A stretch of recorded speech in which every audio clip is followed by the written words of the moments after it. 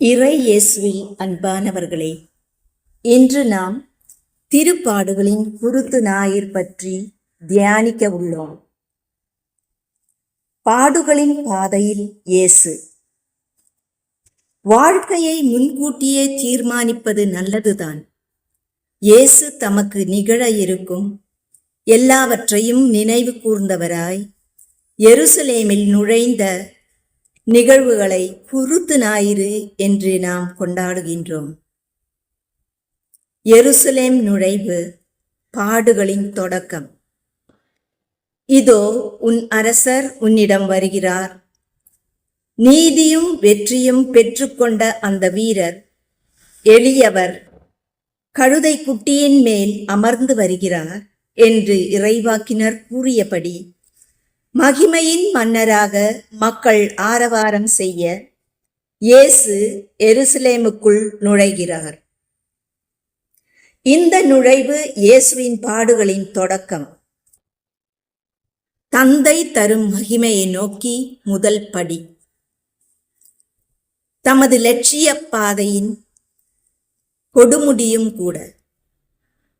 நானோ அவரை எதிர்த்து பேசவில்லை. துன்புறுத்துகிறவர்களுக்கு என் உடலை கையளித்தேன் என்று தன்னை பற்றியே நியமங்கள் யாவும் நிறைவேற தம் பார்வையை பாடுகளின் பாதையில் பதிய வைக்கிறார். தந்தையின் திருவுளம் தம்மில் நிறைவு பெற சிலுவை சாவு வரை தம்மையே கையளிக்க ஆயத்தமாய் விட்டார். சிலுவையில் அறையுண்ட மெசியா யூதர்களுக்கு இடரலாகவும் புறவினத்தாருக்கு மடமையாகவும் உள்ளார். ஆனால் விசுவாசம் கொண்டவர்களுக்கு அவருடைய சிலுவை பாடுகளில் தான் அவர் இறைமகன் என்பது விளங்குகின்றது. தான் கடவுளின் மகன் என்று வெளிப்படுத்ததையே பெரும் குற்றச்சாட்டாக இயேசுவின் மீது சுமத்தினார் யூதர்கள். இறைவனின் மகனான மெசியா நீதானே என்ற தலைமை குருவின் கேள்வியும் மக்களின் குற்றச்சாட்டை எதிரொலிக்கிறது அல்லவா? இறுதியாக இயேசுவின் பாடுகளை கண்ட நூற்றுவர் தலைவர் உண்மையில் இவர் கடவுளின் மகனாக இருந்தார் என்று தம் விசுவாசத்தை அறிக்கையிடுகின்றனர். இயேசுவின் சீடருக்கு இயேசுவின் பாடுகளும் விசுவாசத்திற்கு அடிப்படையாக அமைகின்றன.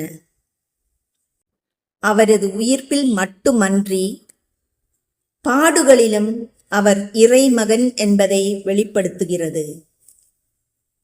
சிலுவை பயணத்தின் வழியாய் இயேசு இறைமகன் என்ற உண்மை நிரூபிக்கப்படுகிறது. யூதர்களுக்கு இடரலாகவும் புறவினத்தாருக்கு மடமையாகவும், ஆனால் விசுவாசம் கொண்டவர்களுக்கு இயேசு இறைமகனாகவும் இருக்கின்றார் என்பது புனித பவுல் தரும் விளக்கமாகும். தந்தையின் திருவுளம் தம்மில் நிறைவு பெற மட்டுமன்றி தம் ஆடுகள் உயிர் பெறும் பொருட்டு தாமே முழு சுதந்திரத்தோடு தம் உயிரை கையளிக்கின்றார் என்பதை எண்ணும் பொழுது இயேசுவின் பாடுகள் நம்மை சிந்திக்க தூண்டுகின்றன. இயேசு பாடுகள் நம்மில் எழுப்ப வேண்டியது பரிதாப உணர்ச்சியை அன்று, மாறாக அவருடைய அன்பு எல்லையற்றது. அதில் நாம் எல்லோரும் பங்கு பெற அழைக்கப்படுகின்றோம் என்ற உணர்வே ஆகும். இயேசுவின் பாடுகள் மனித மீட்பிற்கு வந்த கடைசி போராகும். இந்த கடைசி போரில் கிறிஸ்து ஏந்திய சின்னம் சிலுவை ஆகும். கிறிஸ்து ஏந்திய சிலுவை நமக்கு நம்பிக்கை.